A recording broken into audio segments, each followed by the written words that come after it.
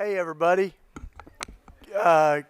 thanks for coming out this lovely Friday morning. My name's Shane Claiborne and I'm a proud graduate of this fine institution, and I have the privilege of kicking off this morning. This has been a fun collaboration between Red Letter Christians that Tony and I sort of head up, and Eastern University, in particular Keith and Kim and folks that have done Windows of the World. And what we sort of conspired to do is to bring in some of our friends that are speakers and writers and friends of Tony and I in the Red Letter Christian movement, and to bring their voices to Eastern and to Windows of the World. So this is the first one of these, and we're doing 2 each semester. And I'll talk about Mark in a second, but the one of the things that, we as we formed this thing, we said there's a beautiful line that Karl Barth said: we need to read the Bible in one hand and the newspaper in the other. And our faith, not just to become a ticket into heaven and a license to ignore the world around us, but actually that our faith should fuel us to care about this world that we live in.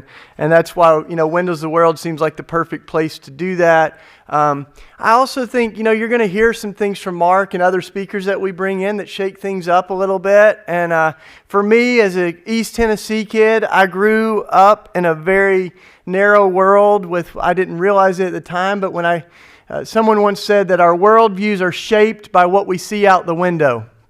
And when our windows change, our worlds change a little bit. So some of the folks that we're bringing in very deliberately have a different background, different history, and have seen parts of the world that will make us all richer as we engage, in conversation with them.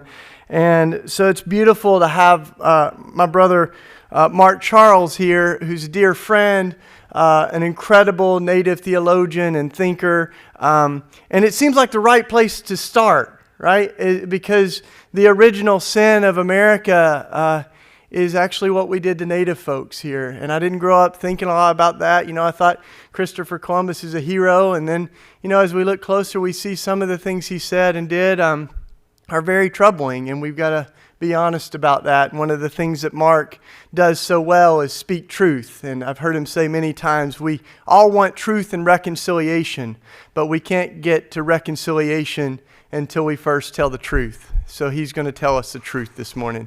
So after this time with Mark, he's going to try to leave some time for questions. And if we don't get to all the questions, there'll be a dialogue at Baird Library at 11:30. It's open to everyone. And for guests that may be coming, it's $5, all you can eat. Can't beat that. So everybody's welcome to engage Mark. And our next one of these lecture series will be Drew Hart on April 7th. But it's a beautiful thing to start off with Mark. So please welcome my friend Mark Charles.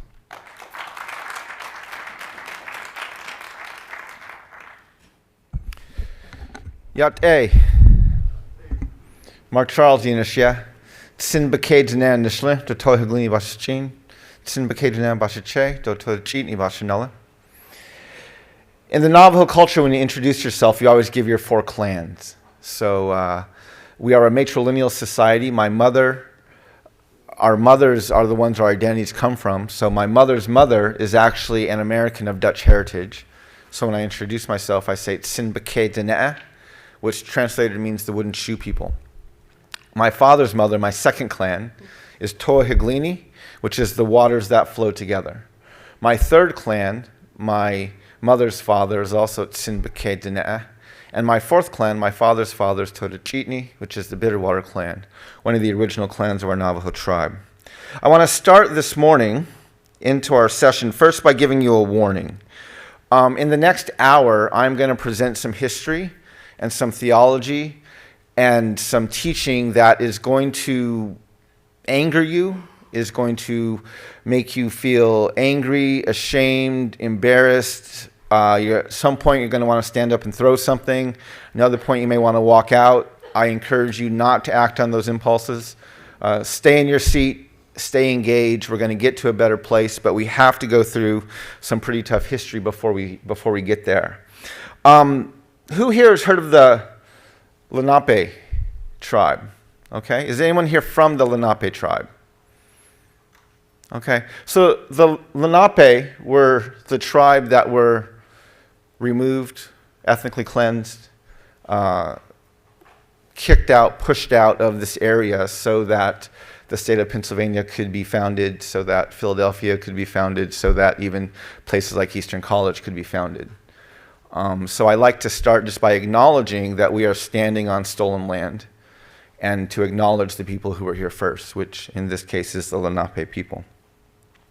So to start this history, which is a Native American perspective on American history and the church, we need to go back to very beginning part of the church. And I want to go back to the 1st through 3rd century.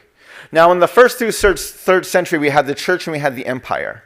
They were completely on either end of the spectrum. You joined the church through your discipleship, through your confession, through your baptism, and through your community. And when you joined the church, you knew that you stood in opposition to the empire. You knew there was a good chance that because of your involvement in the church, that you would either be persecuted or possibly even killed by the empire. Now, in the 4th century, Constantine became emperor of Rome. And while he was emperor, he became a Christian, and he decided to Christianize Rome. Now, if you read the teachings of Jesus, you will know that that was never the intention of Christ. He did not come here to plant a worldly kingdom. He was actually trying to persuade his followers and the people of Israel that he was not a political Messiah. He did not come here to create an earthly kingdom. He moved here so that he could make disciples, plant a church, and he was working towards a kingdom that was not of this earth. And so in the 4th century, Constantine creates this thing known as a Christian empire, and by doing so, he nearly destroyed the foundations of what it meant to be the church. Because now, instead of joining the church through your baptism, your confession, your discipleship, and your community, now you became a member of the church through your citizenship in the empire. So this creates a problem. In the 5th century, we have the empire doing what empires do, which is protecting itself, expanding itself through the act of warfare. Now, a plain text reading of Jesus' teaching doesn't allow that.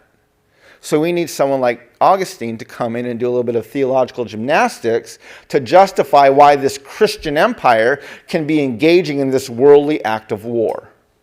Now, we have to be clear, if the church is speaking prophetically to a worldly empire and exhorting them to think more justly about how they go to war, that's a good thing. But when we have a Christian empire using a just war theory to justify why they can go to war, that's not so good.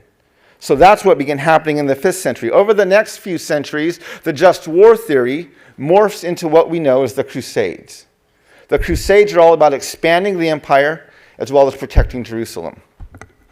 Then, in the 13th century, the church begins defining a new category called the infidel. This is a category of other, a subhuman category. It was primarily used in reference to the Moors or to the Muslims. Later it was applied to indigenous peoples, anyone who did not worship the God of the Christian church. By creating this subcategory of other, known as the infidel, what the church did is they actually created a new reason, a new justification for why they could go to war. Now, instead of needing to go to a war based on a just war theory, now they could go to war based on theological grounds. They were fighting the other. So it's out of this that we have in the 1400s, Pope Nicholas V writing the words, "Invade, search out, capture, vanquish, and subdue all Saracens and pagans whatsoever. Reduce their persons to perpetual slavery and convert them to his and their use and profit." This papal bull, along with others written between 1452 and 1493, collectively become known as what we call the Doctrine of Discovery. The Doctrine of Discovery is essentially the church in Europe saying to the nations of Europe, wherever you go, whatever lands you find not ruled by Christian rulers, those people are less than human, and the land's yours for the taking. It was the Doctrine of Discovery that justified Europe going into Africa, colonizing the continent, and enslaving the African people. They weren't human. It was the same Doctrine of Discovery that allowed Christopher Columbus, who was lost at sea, land in this new world already inhabited by millions and claim to have discovered it. If you think about it, you cannot discover lands already inhabited. Correct? If you don't believe me, leave your laptops, your cell phones, your car keys out. I'll come by and discover them. Clearly, that's not discovery. It's stealing. It's conquering. It's colonizing. The fact that to this day we refer to what Christopher Columbus did as discovery reveals the implicit racial bias of our country, which is Native Americans are not fully human. What this demonstrates is that the doctrine of discovery is a systemically racist doctrine that assumes the dehumanization of people of color and is the direct fruit of the church getting into bed with the empire. Now, in 1763, King George drew a line down the Appalachian Mountains, and he essentially said to the colonists that they no longer had the right of discovery of the empty Indian lands west of Appalachia. This upset the colonies. They wanted access to those lands. They wanted to discover them and have them. So a few years later, they wrote a letter of protest.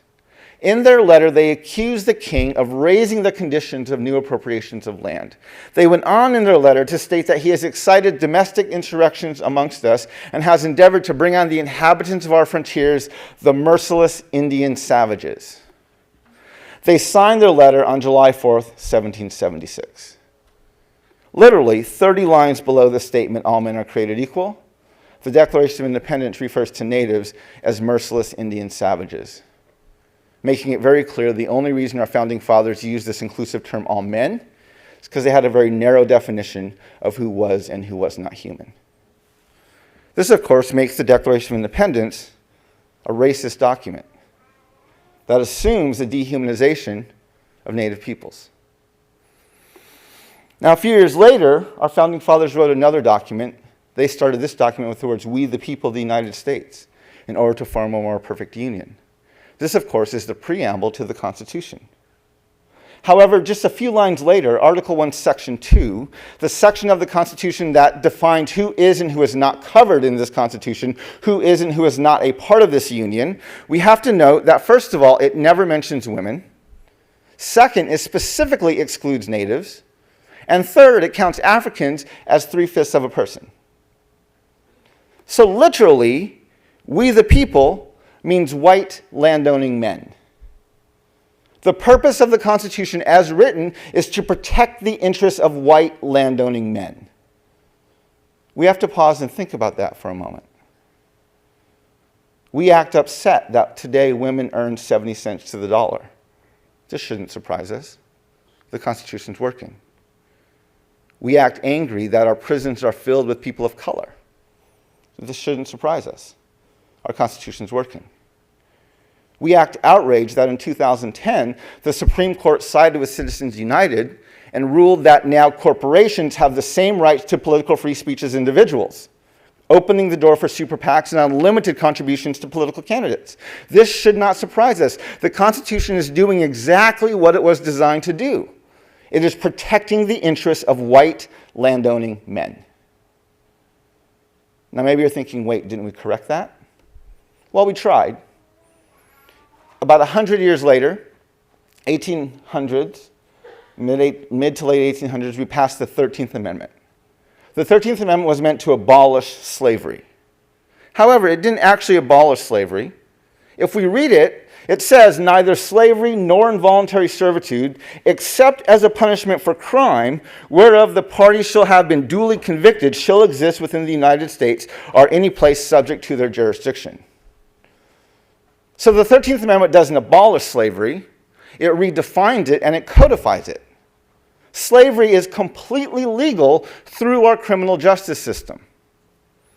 So we should look at our incarceration rates. Well, it turns out we incarcerate our citizens at an astronomical rate. We are the highest rate of incarceration in the globe. We incarcerate for every 100,000 US citizens, 693. That's 110 higher than the next country, which is Turkmenistan. And it's 5 times higher than most every other nation in the world. Now, a few years ago, Diego Arlene Morley made a very controversial statement and said that there are more African American men in prison, jail, on probation, or parole than were enslaved in 1850. Let's look at that number. So in 1850, there were 873,000 male African American slaves over the age of 15. According to the 2013 Federal Bureau of Justice statistics, there were 526,000 African American men serving time in state or federal correction facilities. There were 877,000 African American men on probation and 280,000 African American men on parole. That's 1.683 million African American men under the supervision of our criminal justice system in 2013. That is 810,000 more than we had enslaved in 1850. Let's be clear. In the United States, the 13th Amendment is used to justify and legalize slavery. And we incarcerate our people of color at an astronomical rate compared to the world and even compared to white Americans here in the US. We also passed the 14th Amendment. The 14th Amendment was meant to directly address Article 1, Section 2. The 14th Amendment extended the right of citizenship to anyone born on this continent under the jurisdiction of the government. However, it still specifically excluded natives. It specifically excluded women. Women didn't get the right to vote until women's suffrage in 1920. Natives didn't become citizens until 1924. And even after that, in the Southwest, we didn't receive the right to vote until 1948. And so while the 14th Amendment extended some rights of citizenship to a few former male slaves, we can't forget that Jim Crow laws were written after the 14th Amendment. Segregation happened after the 14th Amendment. Boarding schools happened after the 14th Amendment. Massacres of natives happened after the 14th Amendment. Internment camps happened after the 14th Amendment. And we forget that it was in 1970, this very amendment, the 14th Amendment, was used in Roe versus Wade, which now concluded unborn babies aren't human, and therefore they can be aborted. What this demonstrates is that the heart of our Constitution is not a value for life. There's a value for exploitation and profit, and there's an assumption of dehumanization. This makes the Constitution of the United States a systemically racist document that assumes the white landowning male has the authority to decide who is and who is not human. In 1823, we had a Supreme Court case, Johnson versus McIntosh. This is two men of European descent. They're litigating over a single piece of land. One of them got the land from a native tribe. The other one got the same land from the government. They want to know who owned it. The case goes all the way to the Supreme Court. The court had to decide the principle upon which land titles were based. They determined the principle was discovery that gave title to the land. They went on to reference the Doctrine of Discovery and concluded that based on this, natives who were here first but are less than human, we only have the right of occupancy to land, while Europeans have the right of discovery to the land and therefore the true title to it. This case, along with a few others during the Marshall Court era, creates the legal precedent for land titles. Now, this precedent and the Doctrine of Discovery are referenced by the Supreme Court as recently as 2005. This, of course, makes the Supreme Court of the United States a systemically racist court that to this day has legal precedent based on the dehumanization of people of color.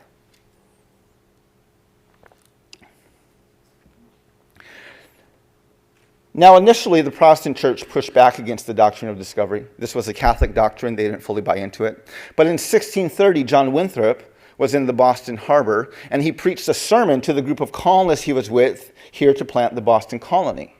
In his sermon, he referred to them as a city upon a hill. Now, he's borrowing from the image of Jesus in the Sermon on the Mount, where he told his disciples to be a lamp on a stand, a city on the hill, shining their good deeds into this dark world. He goes on in his sermon to exhort them in all meekness, gentleness, patience, and liberality, to rejoice together, to mourn together, to labor and suffer together, to keep the unity of the Spirit and the bond of peace. I mean, these are your basic good Christian exhortations. However, at the end of his sermon, he's exhorting them to obey these commands, and he begins quoting from Deuteronomy chapter 30.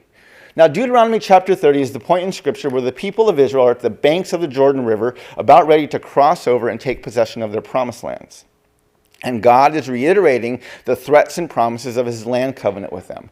If you obey me, I'll do these things to you. If you disobey me, I'll do these things to you.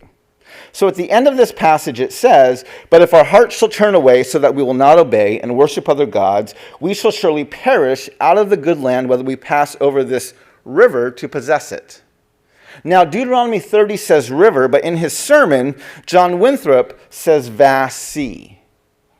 Why would John Winthrop say vast sea? Well, he didn't cross an ocean. They didn't cross a river. They crossed an ocean. So what's he implying to the colonists?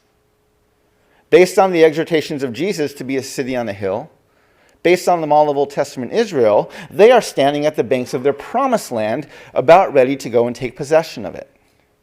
Now, who here has read the book of Joshua? What's God's command to the people of Israel in the book of Joshua? Kill everybody, right? Promised lands for one people is literally God-ordained genocide for another. I call this sermon the birth of American exceptionalism. This idea percolates for about 100 years. Mid-1700s, we begin moving west, past the Mississippi River, past the Appalachian Mountains. As we're moving west, end of the 1700s, we have the Second Great Awakening. There's a growth in churches, a renewal of denominations, and it's in the early 1800s the term manifest destiny is coined. This belief that this nation of Europeans had the God-ordained right to rule this continent from sea to shining sea. So now that we have a racist Doctrine of Discovery, a racist Declaration of Independence, a racist and sexist Constitution, a racist Supreme Court, and a God-ordained right to commit genocide, now we have a bunch of history we've never talked about. I want you to think about the 19th century.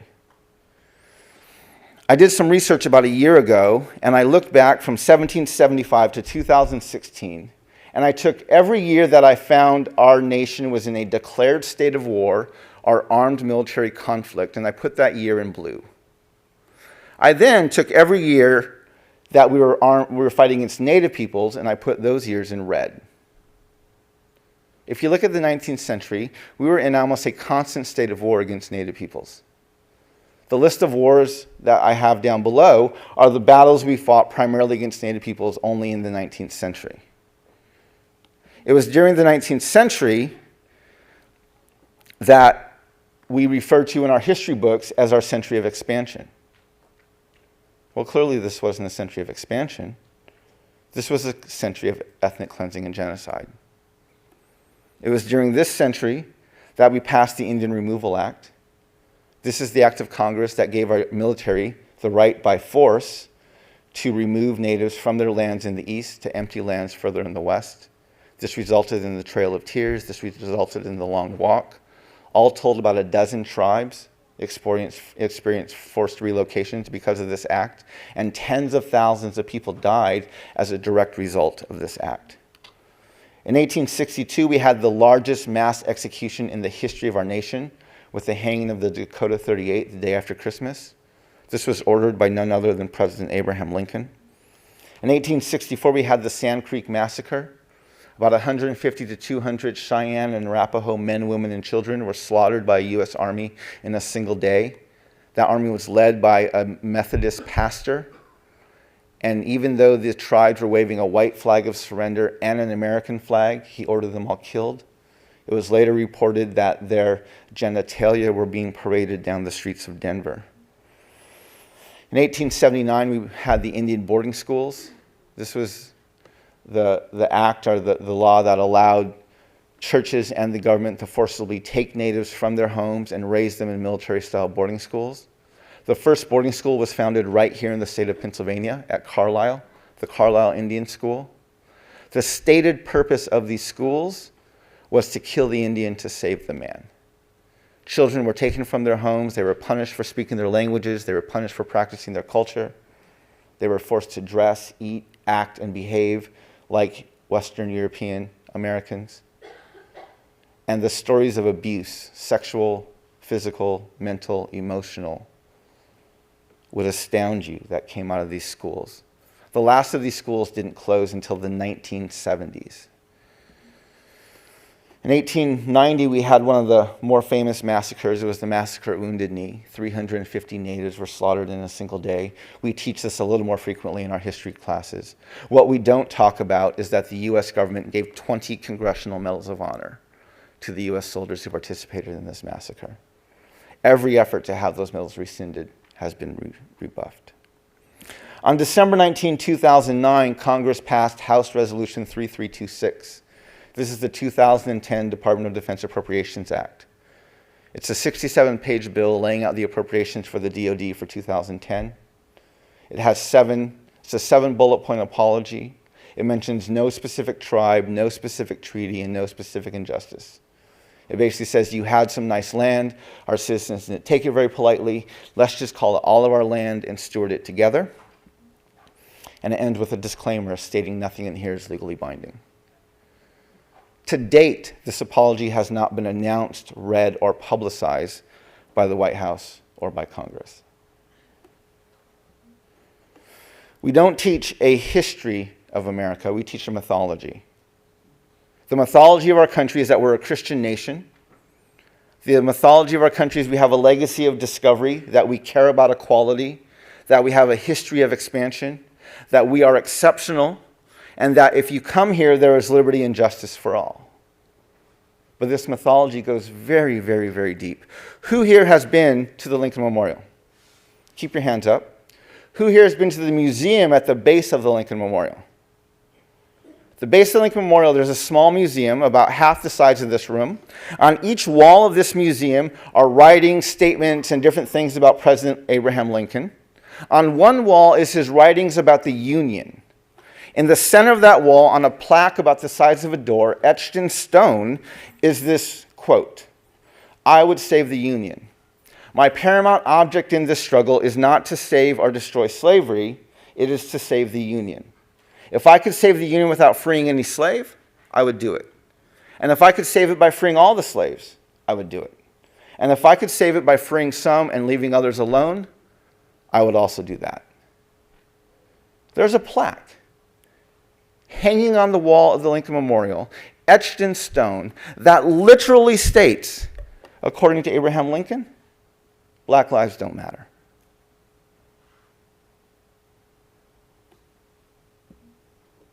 We teach a mythology, not a history. We're not a Christian nation.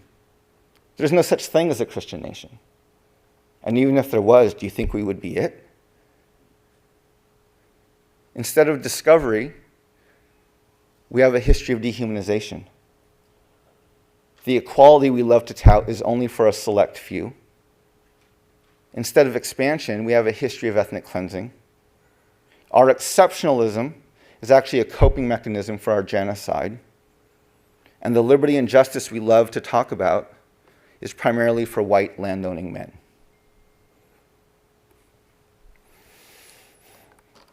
Now, I want to take just a few moments to pause here. I know I've given you a ton of history in the last 20 minutes. There's no right or wrong answer. There's no good or bad answer. I merely want you to emote to me. What are you feeling? What does this history bring up in your mind, in your emotions? 2 or 3 words, that's all. Angry. We're not free. Shocked.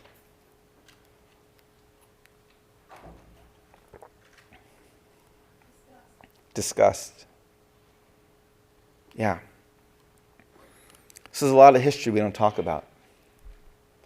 So what do we do? As a church, as a nation, as citizens, as Christians, what do we do?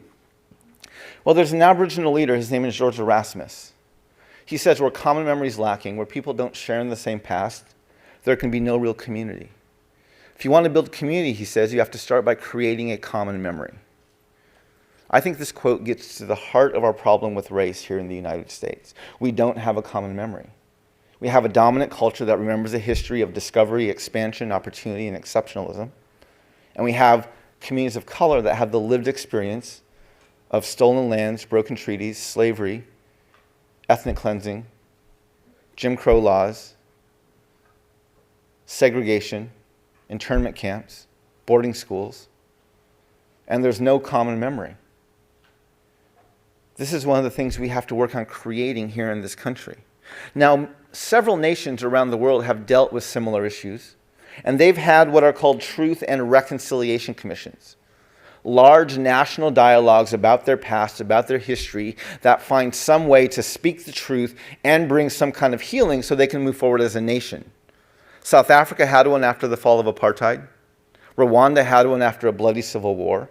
Canada just finished one after a very expensive and costly lawsuit brought by boarding school survivors. I completely believe that our nation needs a national dialogue on race on par with other nations' truth and reconciliation commissions. However, we have to understand and think closely about how we're going to talk about this thing and do this history. Because the context of our truth and reconciliation would be around the issue of race, correct? So who's heard of this term racial reconciliation? I don't like this term. It's a misnomer. It's not accurate. First of all, race is a human construct. God did not create race. There is no genetic difference of race. Race is a human construct, and in the United States of America, it was constructed for the purpose of oppressing and dividing. So the black race was constructed partially through what's known as the one-drop rule. This is the rule that states if you have a single drop of African blood, you're black. Why do we have this rule? Well, because blacks were our labor pool. We want as many of them as possible. So we created a race that allowed us to multiply them quickly. Natives have what are known as the blood quantum rule. What's the blood quantum rule? Well, you're full, you're half, you're a quarter, you're eighth, you're 16th, you're 32nd, then you're bred out of existence. Why do we have this rule? Well, the mythology of America is that this land was empty. So we want as few natives as possible. So race was constructed for the purpose of oppressing and dividing. And reconciliation refers to a previous harmony. Clearly, that never existed. So racial reconciliation in America is a misnomer. It's not accurate. Not that it's not a good idea, but it's not accurate. It doesn't fit the problem. We need racial conciliation. Conciliation is defined merely as the mediation of a dispute. Reconciliation allows us to keep this mythical past. Things were once beautiful here, now they're messed up. Conciliation forces us to have a much more honest starting point. So we don't need a Truth and Reconciliation Commission. We need a Truth and Conciliation Commission. So the question is, how do we start this? How do we begin this dialogue? Well, there's three groups I really want to zero in on to prep them to have this more national dialogue. The first group is Native peoples. My message to my Native peoples is we are not the defenseless victims of an oppressive colonial government. We are the host people of the land, and we have to begin acting that way. I love what's happening at Standing Rock right now. For the last year, we have had hundreds of tribes, tens of thousands of Native people coming together, standing in solidarity, focused on ceremony, prayer, and intentional resistance for the purpose of communicating to this nation of colonialists that you can't drink oil. Water is life. I love what our Native peoples are doing. I love the way that we are standing up and resuming, taking our role as hosts and communicating to this broader colonial society. The second group I want to talk to is peoples of color. African Americans, Hispanics, Asian Americans, Native Americans, peoples of color. My message for our peoples of color is about trauma. Now, who here has heard of PTSD? PTSD, it's an individual diagnosis, post-traumatic stress disorder, for a person who has experienced, witnessed, or received violence. Now, there's another trauma out there known as historical trauma. Historical trauma is not an individual diagnosis. It's how you understand the dissatisfaction in a broader community.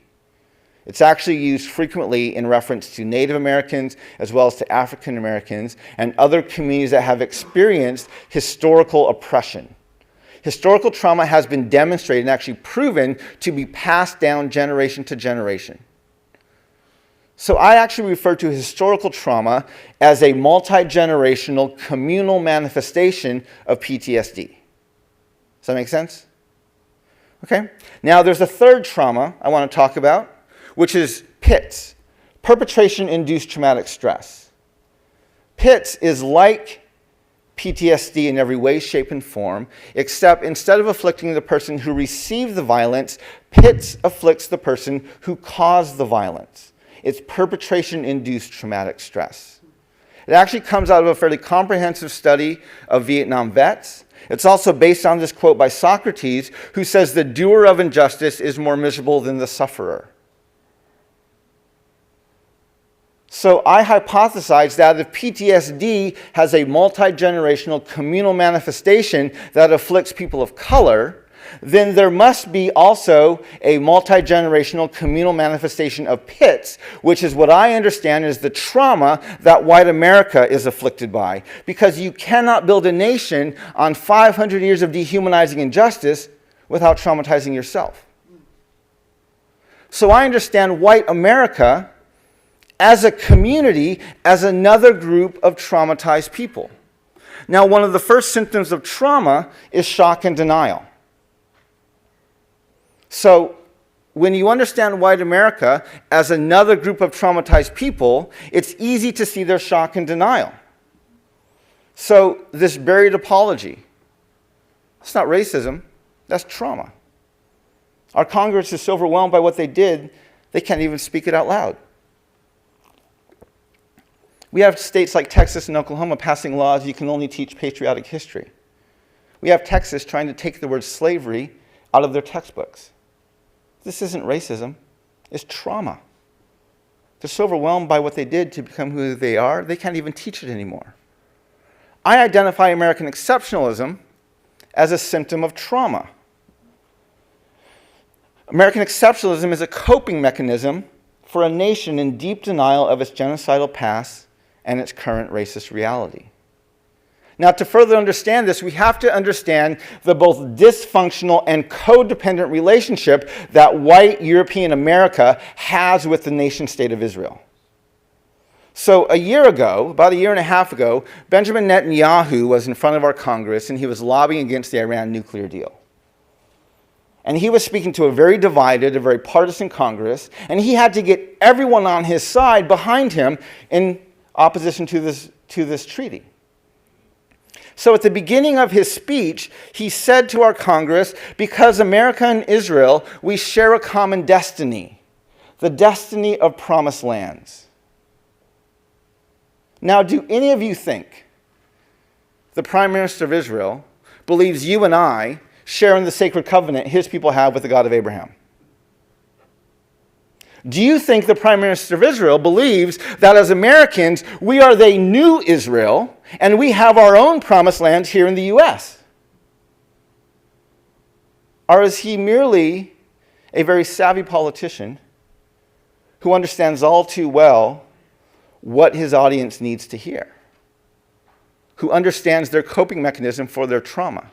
The United States and Israel have a very codependent and dysfunctional relationship together.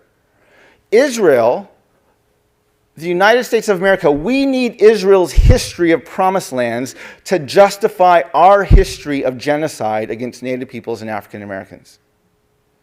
And the current nation-state of Israel needs our flourishing as a nation with a manifest destiny to justify their current oppression of the Palestinians and the Bedouins.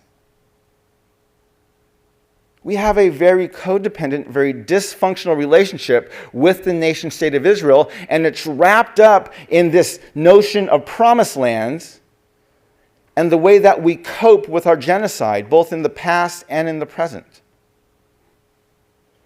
Now, when you deal with trauma patients have what are called triggers. A trigger is something that takes you out of reality and back into the chaos of the moment of when the trauma occurred. So when we understand white America as another group of traumatized people, it's very easy to see their triggers. So 8 years of a black president is a trigger.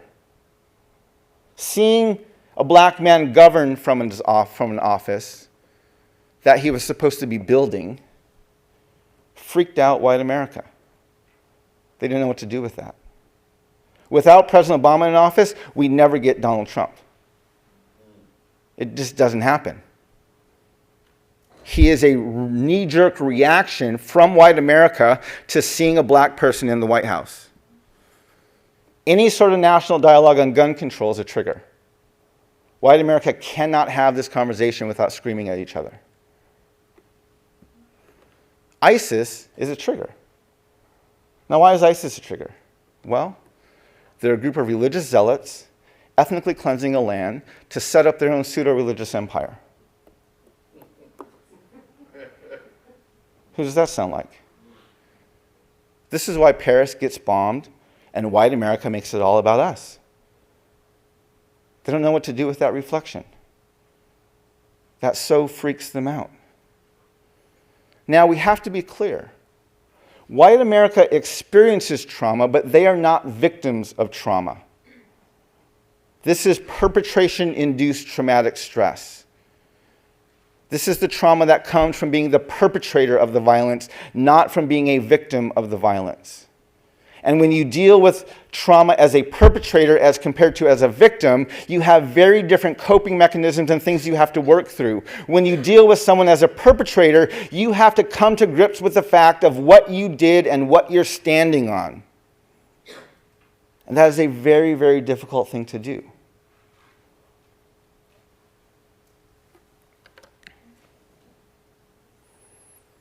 Now, the third group I want to talk about, and how much time do we have here? We have 5 minutes. I have like 2 hours worth of content, so we're going to go very, very quickly here. The third group I want to talk to is the church. The church wrote the Doctrine of Discovery. The church has been complicit in the Doctrine of Discovery for 500 years. The church has been in bed with the empire for over 1,000 years. We need to find a way to deal with what we've done as a nation. Now, we just have come through a very divisive campaign season where we were consumed with discussion about America's greatness. So Donald Trump campaigned on the promise to make America great again. One of the challenges we have with Donald Trump is I would say he actually understands what made America great in the first place, which was explicit and systemic racism and sexism. And he says, let's bring it back. Let's build this nation back into the colonial power that it was, using the tools that we have built into our foundations to actually do this. Now, the problem with that is Hillary was not his antithesis. So Donald said, make America great again. Hillary said, America's great already. So what do they agree on? Well, they both agree our past, our history, our foundations are great. At the Democratic National Convention, Cory Booker, an African-American senator from New Jersey, he's on the stage, he's endorsing Hillary Clinton, and in his speech, he acknowledges the word savages in the Declaration of Independence, he acknowledges that women and natives are excluded from the Constitution, and he acknowledges the Three-Fifths Compromise. But he ends that section of his speech by saying, but this does not detract from our nation's greatness. What are you talking about? That's like sitting in a lifeboat watching the Titanic sink and saying, that was a good ship. No. Yes, these things do detract from our nation's greatness. We have to come to terms with that. And so the dialogue we had this last election was not a racist, anti-racist dialogue. The dialogue we had was, do we want Donald Trump to make America explicitly racist again, or do we want Hillary Clinton to work to keep our racism implicit? And you all know what we voted for. They were both bad choices. I'm not saying one was good and one was bad. They were both bad. But we voted The reason our country's freaking out is not because we're shocked that we're racist. It's that since the civil rights movement, we've grown very uncomfortable with explicit racism, but very comfortable with implicit racism. So as a nation and as a church, the white evangelical church voted 81% in support of explicit racism. And the other 19% was adamant about implicit racism. 60% of the white Catholic Church voted for explicit racism. The other 40% was adamant it wanted to be implicitly racist. We have to deal with this. I don't have time to go through this whole election, but there's a great sermon on my, website that I'll show you at the end that you can listen to that talks about it. But we as a church need to be in a place of lament. Soong-Chan Rah, my co-author of a book I'm writing on the Doctrine of Discovery called Truth Be Told, he talks about lament. And he compares one component of lament to being at a funeral dirge. There's a dead body in the casket. It's not coming back to life. The only thing we can do is mourn. Now here's the challenge to you as students. A year ago in his final State of the Union, President Obama quoted the Constitution. He was talking about our need for a new politics.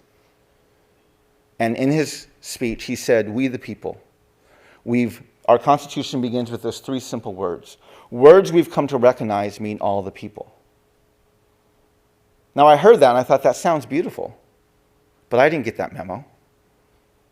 I didn't know we ever concluded as a nation that we the people means all the people. Clearly our founding fathers didn't believe it. Clearly President Lincoln didn't believe it. The civil rights movement didn't seem to get us to that full point. The challenge we face as America is we've actually never decided. We've never concluded that we the people means all the people. That's the conversation we need to have. We can't just assume we the people means all the people when the assumption of the foundations is we the people means white landowning men, and we have hundreds of years of precedent backing that up. Do you think just a few people believing it is going to change it? No. We have to go back and actually work on our very foundations. We have to call our foundations out for the racist documents that they are. We have to acknowledge that the United States of America is systemically racist because of our foundations, not in spite of them. The biggest problem we're facing today is not Donald Trump. The biggest problem we're facing today is that we have racist foundations and racist precedents that we've never dealt with. And that's the conversation we need to have as a nation. That's the conversation we need to deal with. That's the things that we need to bring to the table. I am deeply convinced we need a National Truth and Conciliation Commission, and I am deeply convinced that we have to go about and create this common memory. Because I have experienced firsthand as a Native American living on the reservation that until we do, we the people will never mean all the people. This is my website.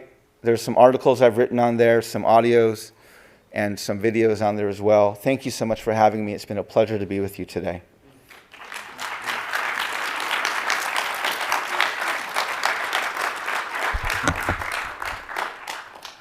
I actually think it's nice that we are going to not have a lot of time for questions, because what we really want to do is create a conversation, and I want to really encourage you to come dialogue with Mark. Drop everything you got going and come over and let's dive into this in a real conversation. But before we do that, as we leave, Tony, my brother Tony Campolo is here, and I think, Tony, I just want to invite you up to pray, not just even as a closing, but as an opening as we continue the conversation from this space. So come on up, brother, and lead us in a prayer. And then we'll meet in the Baird Library at 11:30 for the conversation.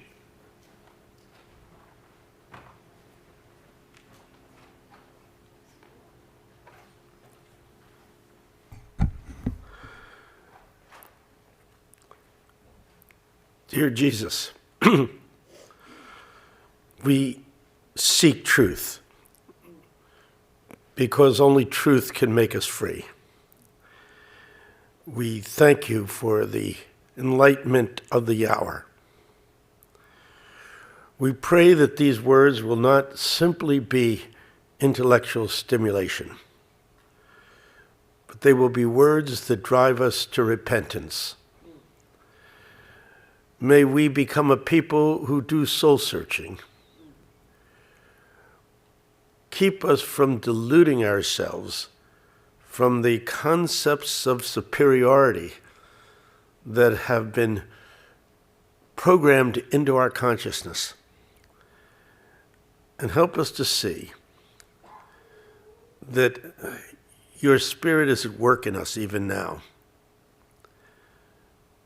Break us, mold us, make us